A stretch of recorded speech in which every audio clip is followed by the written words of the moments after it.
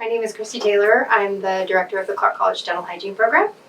And we typically go out every January and have a conversation with a bunch of kindergarten classes. So today we have some students here that are going to give a demonstration and give some examples of some of the things that we've done with those kindergarten classes.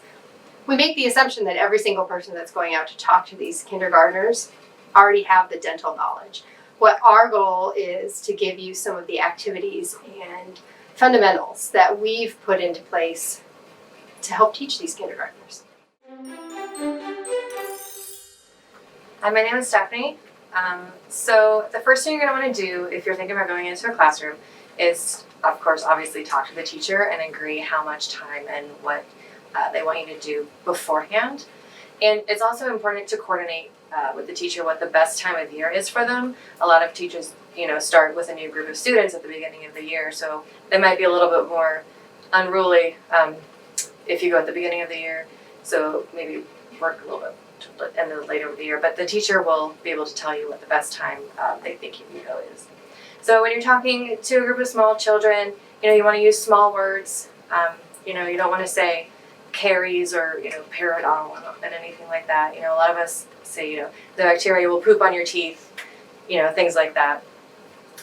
And kids have short attention spans, so you're going to want to keep them busy with activities and videos, and don't do one thing for too long.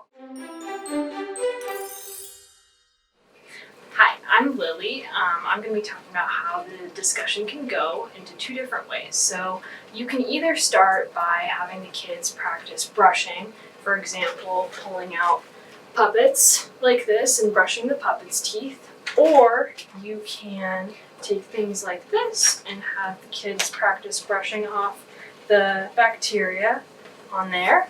And it's important to focus either on splitting into individual groups so the kids don't get too distracted for activities like that.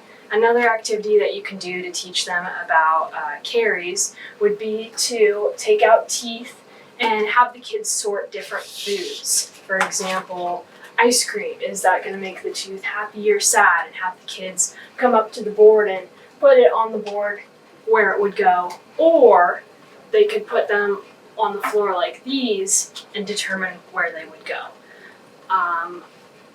Also, just like using this, you can do that as well. And it's important to have the kids rotate in the groups and not do it as a big group. So another way to do it would to start out by having a large discussion with the whole group and then split into groups and practice with the puppets or brushing off on the teeth. And then afterwards, you can come back as a group and talk to the kids and see what they've learned. So asking questions like, how many times a day do you brush? Or does cheese make your teeth happy or sad?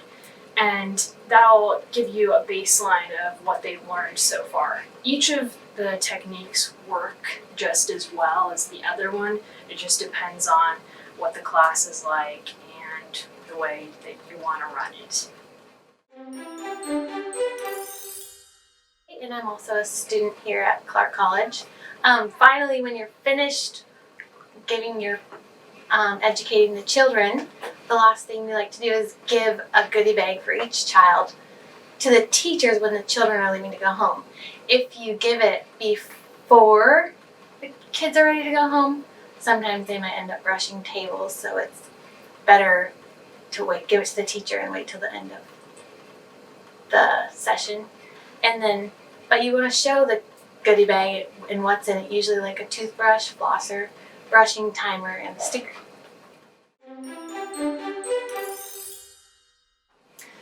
So in summary, you're going to want to reach out to the teachers because the teachers are going to know when it's going to be best to come in and talk to the kindergartners in their class.